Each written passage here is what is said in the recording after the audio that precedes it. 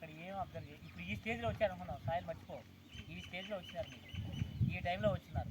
ఈ టైంలో వచ్చినప్పుడు మీరు ఎలాంటి డేటా తీసుకుంటారు? ఈ ఏజ్లో ఉన్న పంట అప్పుడు వచ్చారు, ఎలాంటి డేటా తీసుకుంటారు?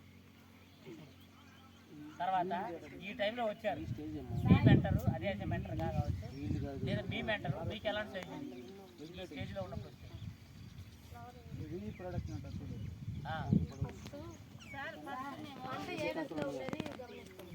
ఈ దశలో ఉండేటప్పుడు వచ్చేసారు.